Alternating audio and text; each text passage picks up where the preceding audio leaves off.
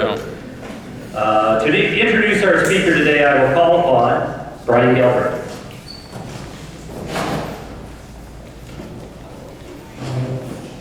President Craig, fellow Rotarians and guests. Put your hand up if you've ever been in the Barrie YMCA for recreation purposes. Maybe it was to work out like Arlette, or a spin class like George Cameron, or for me it was swim lessons. All 5 of our children have learned to swim at the YMCA. And that's what the YMCA means for people like us, the privileged ones in the community. It's about recreation. But the YMCA does so much more for the community, for the people who have needs and are less fortunate than us. So today we have 2 speakers from the YMCA to talk about what services they provide in the community and to share their good news, which is we're getting a new YMCA for Barrie. So I'd like to introduce Anna Cheney. She's a past member of this club, so welcome back. And she's a volunteer with the YMCA. She's a co-chair of the Capital Campaign. And Brian Shelley, he is employed by the YMCA. He's their vice president, and get this title, he's vice president of philanthropy, marketing, and communications. Isn't that amazing? So ladies and gentlemen, please welcome Anna and Brian.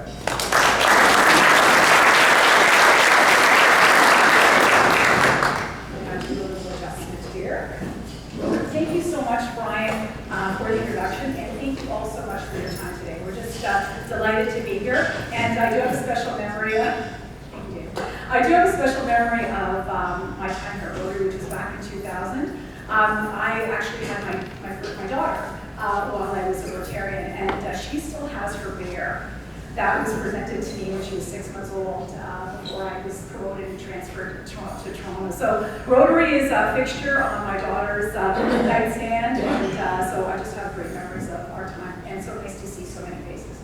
Anyway, thanks again for your time today. We will take the next 20 minutes, and we're going to tell you a little bit about our new Barrie Y, really a center of community, a community hub that we hope will be part of Barrie and the region for many, many decades to come. To kick off our presentation, actually I'm going to share a very short video, and we hope that the technology will actually work. Really it features our past and current leaders. We're going to tell you a little bit about their thoughts of what the Barrie Y has meant to the community. So without further ado.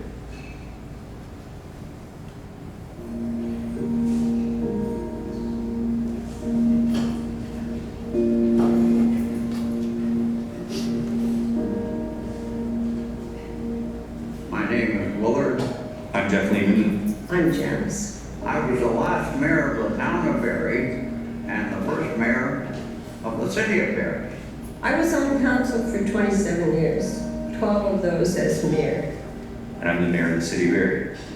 The reason the law is so important to me is because it is part of that strong foundation upon which the city was built, and is part of the community that has grown up with me.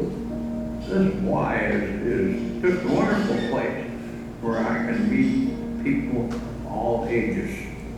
Building a caring and inclusive community is the reason why we need the YMCA. The Y in its growth is not just the Y that my kids went to. The Y as I see it in the future is going to be able to fill a lot of the holes that we are now experiencing in the downtown and in other places within the community. By virtue of being at Dunlop and Bradford Street, you can hardly imagine a better location when it comes to access by transit, access by foot, the sort of centrality of the location itself, and as well the other facilities and services that are in the area that the Y's clientele will be able to benefit from. It's important to all of us.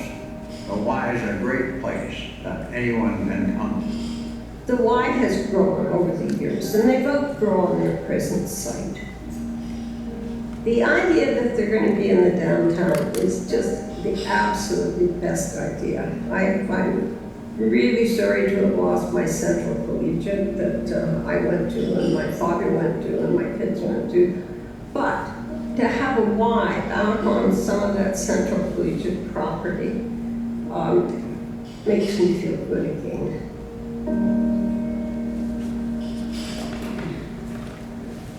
Thank you for watching the video. We're really pleased that Willard was able to participate. May I say it was his last day at the Y after almost 53 years of daily visits. So if that isn't an inspiration to us all, I don't know what is.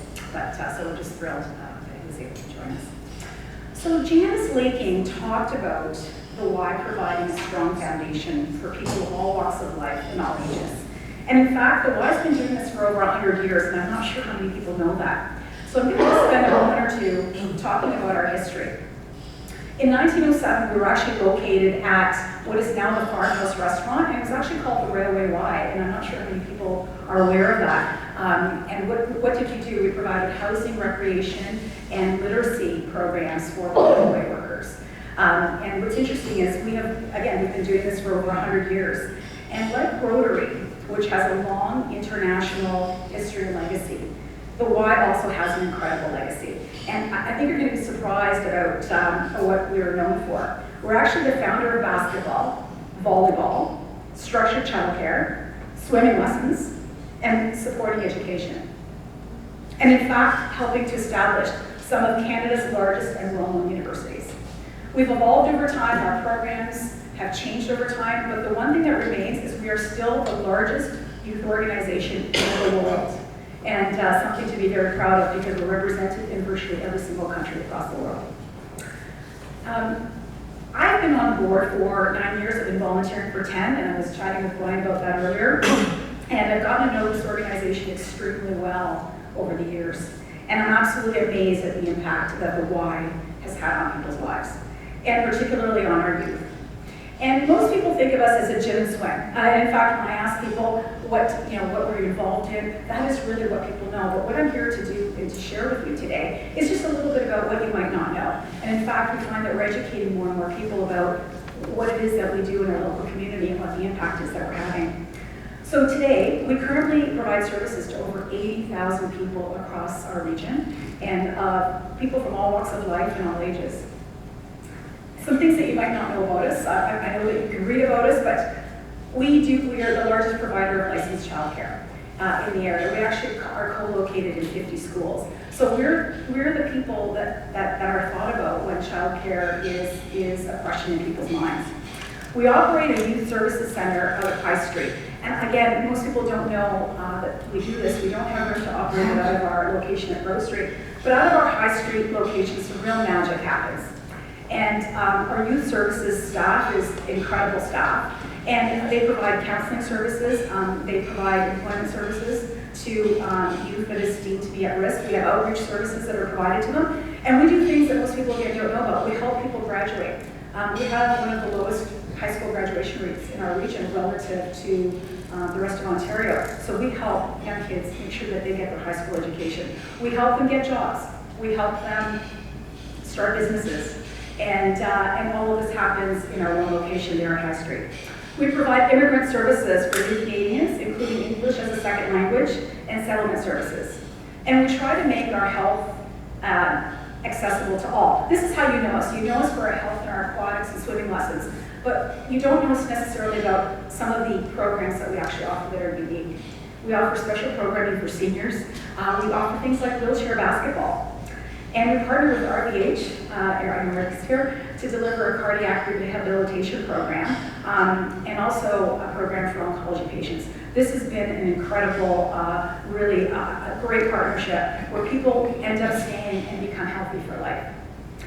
When we talk about accessibility, and this is something I'm really particularly proud of, accessibility is a word we use a lot at the Y and Y. What does accessibility mean to us? It means that not a single person is ever turned away when they come to our doors at the Y. And that's a pretty powerful statement. So for example, in our Barrie Y, 30% of our participants are actually subsidized for the programs that they're able to access. And I think Brian said it best in his opening comments. These are folks who have a need and would not be able to participate YMCA otherwise. So we're incredibly proud of our mission and our core of providing accessibility to people. One of the other things that makes our organization unique, and I know as taxpayers you're going to love this, is that we are a self-sustaining charitable organization. And that means a lot in this day and age, especially with the pressure that charitable organizations are coming under to become and stay relevant. And we operate as a social enterprise. So also, again, what that means is that we have to run our businesses in a responsible, sustainable way. That has been an incredible asset to us as we have been going out to our community, our partners, our government partners, et cetera, particularly looking for funding at this particular point in time.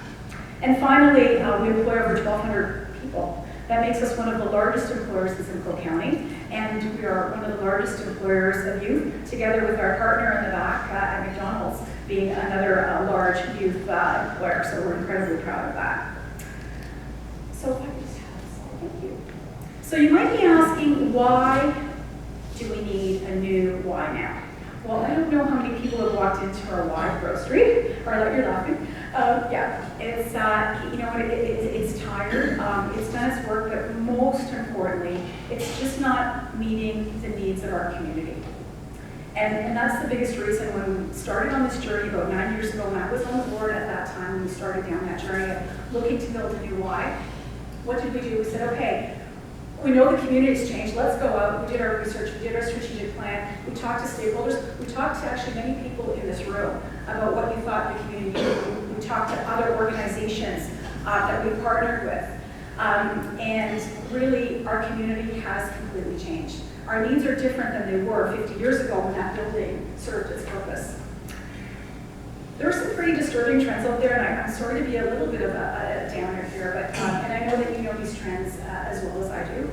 But in Simcoe County, relative to the rest of the province, we do have a higher incidence of cancer and cardio disease. We have a higher incidence of youth who say that their mental health is either poor or fair, and we have a higher incidence of youth homelessness.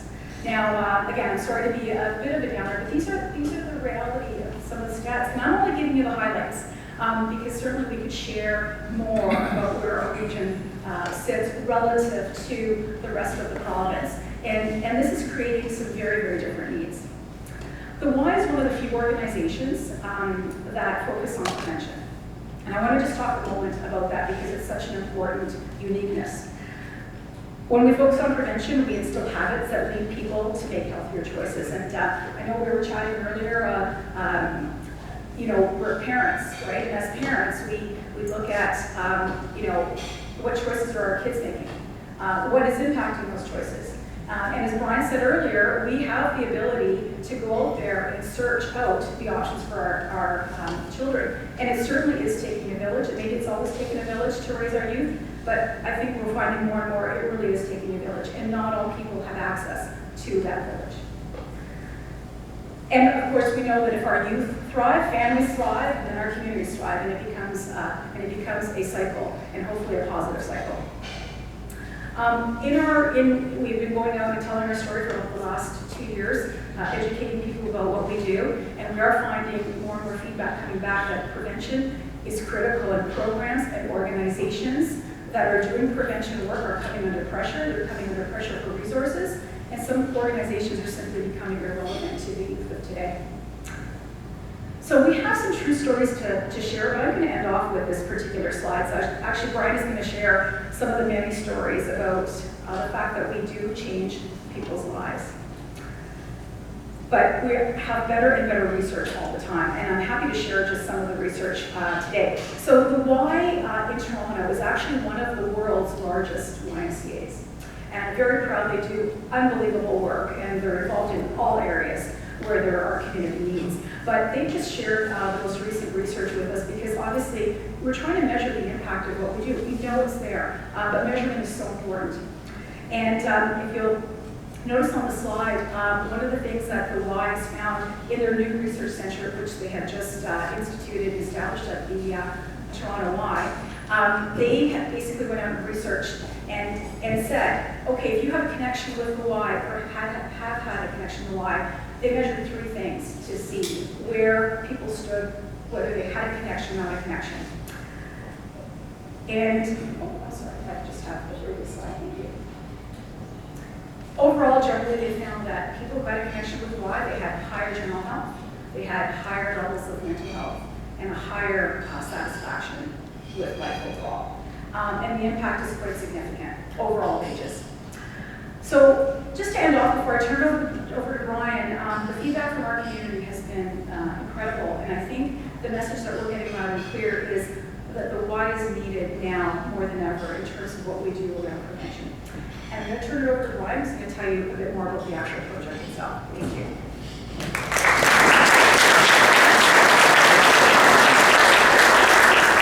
Thank you, man. With that video with Willard, Janice, and Jeff speaking on our behalf, and kind of volunteers like Anna, I kind of feel superfluous. Thank you. I have an English degree from Queens, so doesn't speak very well for that. I guess that I can't remember that word. But thank you, Anna, for speaking so well and so articulately about the impact of our YMCA. And I am here as a paid employee of the Y as opposed to a volunteer, so I'm here to speak about the nuts and bolts of the project itself. If we move to the next slide. So what we're calling this project really is we're building a new kind of Y. And it's a new kind of Y because of the way it's operating and where it's operating and the impact it's going to have. Typically when we talk about building a YMCA in the past, we talk about the impact it's going to have on the members and the people who are served through the YMCA programs. What's exciting about this project is it's bigger than that. This is about an entire community, it's about an entire neighborhood, and it's about many organizations benefiting. We can go to the next slide.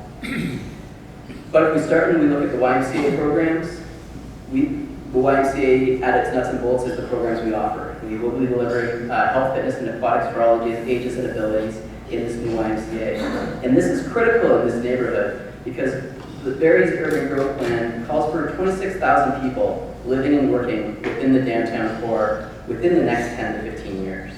There is no plan for a municipally funded recreation center in that neighborhood. So if we're going to have 26,000 people, roughly the population of Aurelia, living within 2 to 3 blocks of Dunlop Street, we need to have programs and services for families to make sure that they can live healthy and engaged lives. We'll be expanding our programs for children and youth, and all of our youth services programs that Anna spoke to will be moving into that location. So that's our youth counseling programs, our youth employment programs, our youth entrepreneurship programs, as well as day camps and other programs for children. And then as always, we'll be working with community partners, with the community itself to expand and change our programs to meet the needs of the community. And YMCA has been doing that for over 150 years across the world. I mean, YMCA started off in the business of Bible study in church basements. If we hadn't evolved, we would no longer be probably in business. So we continue our evolving to meet the needs of our changing communities. Next slide. We're also excited, though, that this is going to be a true community hub that's going to benefit YMCA programs, but also the programs of our partners. So RBH will have their cardiac rehab program based in this facility.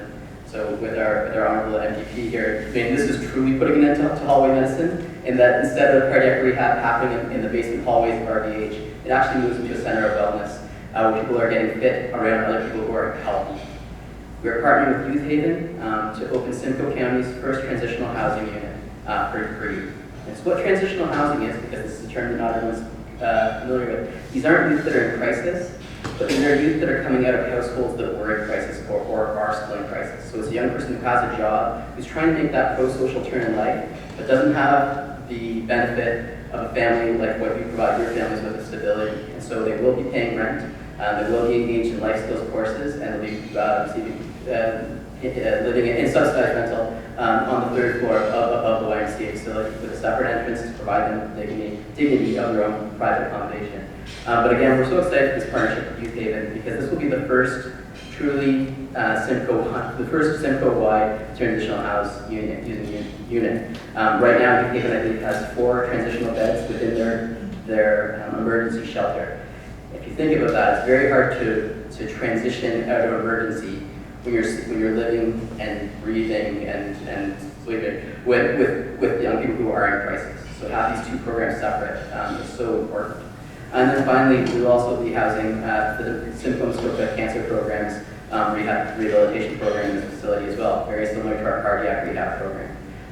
So we're excited about those partnerships because this center not just strengthens the Y's capacity, but also our community partners to do good in the community. Next slide. Finally, and Anna spoke to this a little bit, when we went out and engaged our community, engaged our members to better understand where the YMCA needs to be located, and Jan spoke so well of this in the video, we heard loud and clear that it needed to be in downtown, and it really needed actually to be in the west end of our downtown. I'm not here to comment on the reasoning behind closing Barrie Central, but when that school closed, X number of years ago, we removed a positive pro-social element of that end of our downtown core, creating a cavity. And we are proud that the YMCA can be a part of rejuvenating and redeveloping that west end of our downtown, creating a positive pro-social gateway that nicely bookends the east end of downtown, the good side of the track. From a business development perspective, this will bring 800 to 1,000 people into our downtown core daily. From a foot traffic perspective, when we presented the VIA, as soon as we presented that number, we got lots of smiles and nods. This is going to have a positive impact on our downtown. And then, from the perspective of creating employment opportunities, as Anna said, we are one of the largest employers in Simcoe County. But this project itself, because it's part of a residential development as well, is actually literally going to create thousands of human hours in employment opportunities in our downtown core. Next slide. So this is what your new YMCA will look like. That is at the corner of Bradford Street and I guess and where Simcoe Street currently ends. So at the corner of Bradford and Dunlop will be park space working around the creek. But our YMCA will then be there. You can see it'll be adjacent to the facade of the Prince of Wales School, which will remain up as a public park in our display. We've signed an agreement of purchase and sale. We signed that in January 2019. We'll be launching our capital campaign in the fall. We take ownership of the property officially in 2020, and we intend to have shovel in the ground by the end of 2020, with the goal to open our new facility in 2022. Next slide, please. I'll go through a quick walk through the facility. So everything in blue is public space. Everything in gold would be for our members, our membership programs. So on the left side, we have a youth senior hub, so space where we can deliver pro-social programming for youth, and where our partners can offer pro-social programming for youth.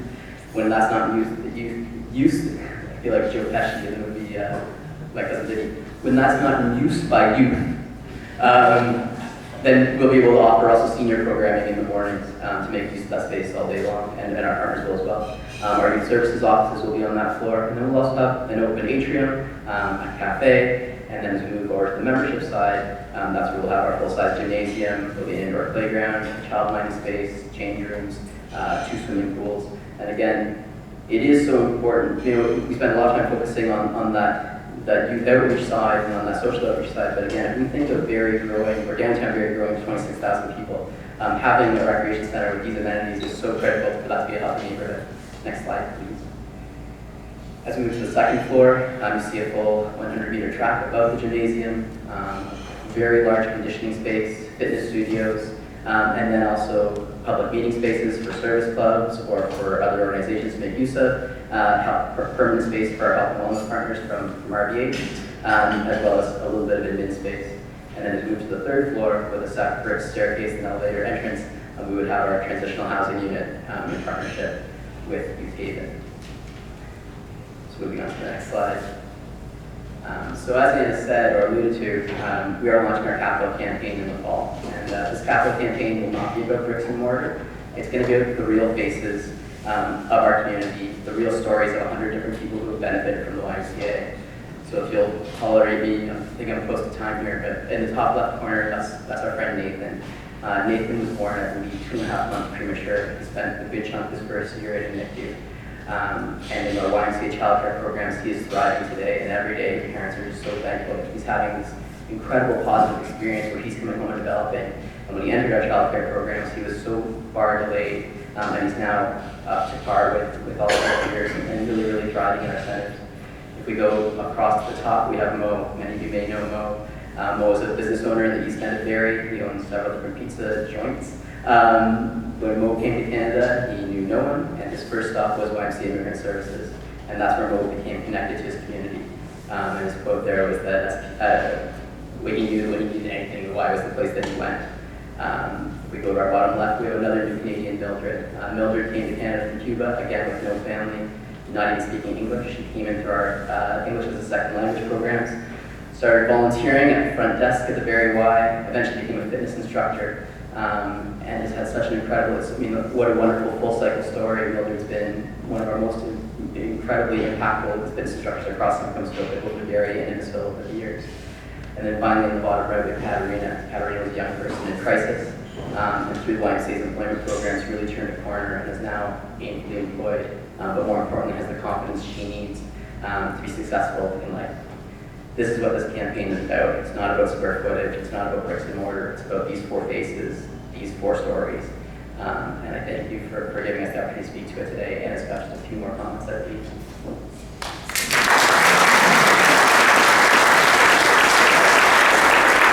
Just end off before we take a couple of your questions. I'm glad we were able to share our 100 Reasons Why campaign. I hope that when you see the campaign, you think about the stories and the people, and perhaps you have your own stories about your own why experience. So we're delighted that we're able to share that with you. I just want to close off again before comments. We are thrilled to be making this very significant investment into the health of our community. And it's the thing that we only do an opportunity to do once every 50 or 60 years. And so we know it's going to be a tremendous asset to the community. And I'd like to, Brian Tamlin, who's my co-chair, I think he likes to talk about, I'm just going to quote him, I'm not going to quote him well, but I'm going to try. He really speaks to the partnerships that are evident in this particular project. And it's those partnerships that allow us really to do the community building that he talks about. And the community building really is about, we've got scarce resources. And how do we leverage those resources and impact more people? And I think that's what we're the most excited about when we launch this project. So thank you so much for your time today. We so appreciate it. We'll open up for questions. Thank you. I was part of the presentation board last year. George, could you just tell the group how much the Y is asking us for? We were told not to, so. Yeah. This will be discussed as a city meeting. Yeah, I can say that we are hoping that the 3 clubs combined across Barrie would consider a gift at our naming rights level. So we have naming rights available for 100,000 or more. We would hope that the Rotary Club would be able to take leadership role with a gift in and around $500,000 between the 3 clubs. Pledged over 7 years, if that's doable. Yeah, and again, I think our purpose today really was to educate. We're doing a lot of that, and I think people will hear, when they hear about what we do, to be honest, our donors are really, they're giving to our project because of our mission. So we didn't come here with a specific ask, we really just wanted to let you know about what we do. Sorry, I saw Rob laugh. My turn. Anna and Brian, the investment in the Y and the payback from the Y, the youth and young people and people in general that you will keep out of our healthcare system, that you will keep out of our criminal justice system, and the costs that will be associated with dealing with them there, as opposed to the prevention that the Y will produce or supply, it's a no-brainer. It's a great investment in the community. So not just a question, but a fantastic statement. Thank you so much, Rob. I appreciate your support on this. I was told guests can ask questions. So I had a meeting with Brian about this project, so most of my questions were answered, but one came to mind during your presentation. Because the 4th stream of our infrastructure funding provincially is recreation centers, just like this one, so you'd be eligible. My question is about your basketball court, whether or not it would be big enough to host tournaments in Barrie, because there's been case after case where we had the opportunity to have bigger stadiums for bigger events, and it hadn't happened. So how big will this one be? Will be able to host those types of things? So it is a full-size basketball court. It isn't a shortened court. Currently, our plans do not fit in stadium seating. However, with the support of our provincial government, I'm sure we could find the square footage for some rural so I think especially in the downtown core, I don't know that that's the best space for that, but it will be a full-size basketball court. So to that end, it probably could be working with the city and with Georgian to host basketball tournaments where we have multiple sites working together, because it will be a full-size regulation basketball court. But again, if the government would like to provide the funding to expand. Can you tell me the layout of the land? Was the track, is the track still in existence or will not be in existence? Oh, The outdoor track?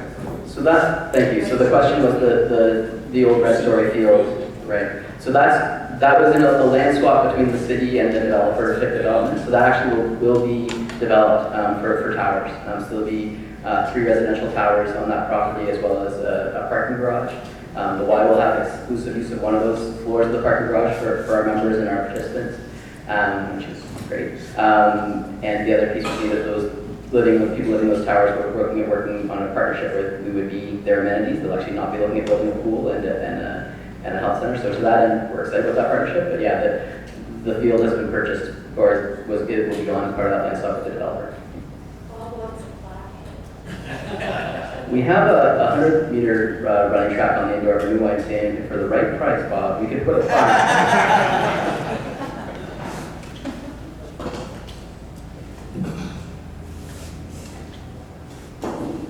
First off, I'd like to say that what the Y does is a needed service, and thank you for being involved. I was asked to look into the ask, if you will, earlier this year from our committee. One of the things that came up that I haven't been able to ascertain is my understanding that you're looking to build a 72,000 square foot facility. Is that correct? Correct. And you're looking for a $36 million That's our budget for the campaign, building. right? Yeah. That works out to $500 a square foot. Generally, buildings like what you're talking about will come out to about 200 to 225 per square foot. Could you explain the difference?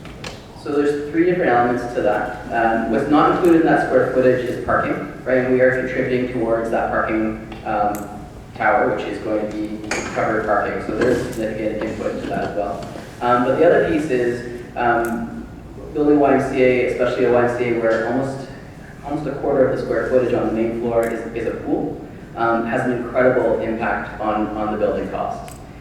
So yeah, the pools are not cheap to build, and that really does drive up our prices. So it is a combination of the aquatic center with 2 separate tanks, as well as the element of parking, which the parking garage is not included in 72,000 square feet.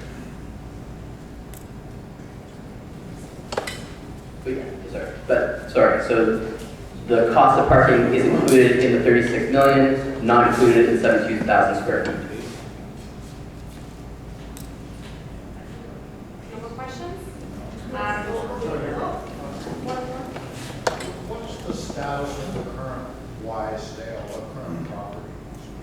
So we have rezoned that property, and we have an agreement for sale of that property. We will be, actually our development partners on that site will be looking at building towers, beginning construction within the next 12 months. However, their building is phased in such that we can keep our doors open and continue to offer programming up until the point that we are moving to our new location. It's challenging, that is a tired building, and it has certainly served us well. And so we're having to make constant, difficult decisions on what gets repaired and what do we start shutting down as we start sunsetting that facility. We want to make sure that we're operating in a way that is responsible. And so to invest $3 million into a facility that you're going to be closing in 3 years is difficult. But as of today, we continue to operate, and we have an agreement in place that allows us to operate for 4 years past the point of shovel in the ground with the development on that site. Does that answer your question, Tom? Thanks. On behalf of the Rotary Club, I'd like to thank Brian and Anna for a very interesting talk. For me personally, as a child of an immigrant, I recognize the importance of somewhere that is recognized and known and welcoming to new settlers to our country. So I think that is a very high value to our community. As Director of Innovation, I always feel inspired by organizations who have a clear why, W-H-Y. The YMCA does have a very clear why. It recognizes the value of making everyone feel loved, included, included and dignified. And that is so important. We forget that because many of us are blessed, so we don't think how important it is to feel dignity no matter your socioeconomic background. So I hope that the club will decide to encourage you. That's my personal opinion, just putting it in there. And just reminding everyone that it's an amazing feat to have an integrated view to development. We often think in silos.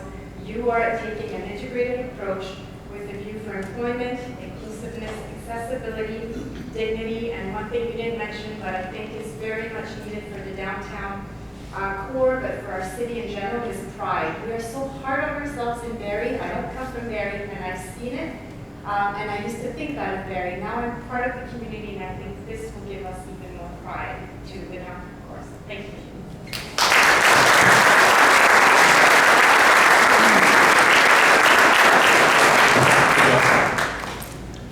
Brian and Anna, it's always great to see you, and wish you'd stop back a lot more often. I did really appreciate your talk today. It's very enlightening, and certainly addressing some bad news changes in Barrie, and wish you all success in your endeavors to raise the funds. On behalf of Rotary, we've made a donation with your speech to Polio Plus, and I appreciate them. Thank you.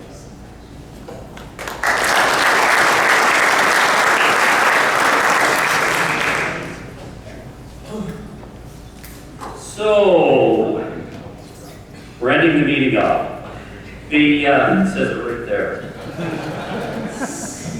Rotary Connects the World was the theme this year, and I thought music connects the world.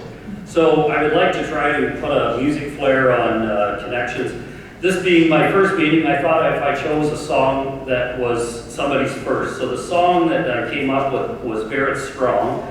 Had recorded it with Barrie Gordy and Jamie Banford. And this also became the very first hit for Motown music.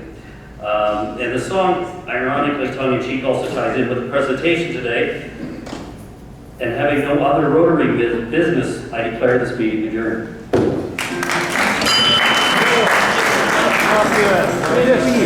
What's the song?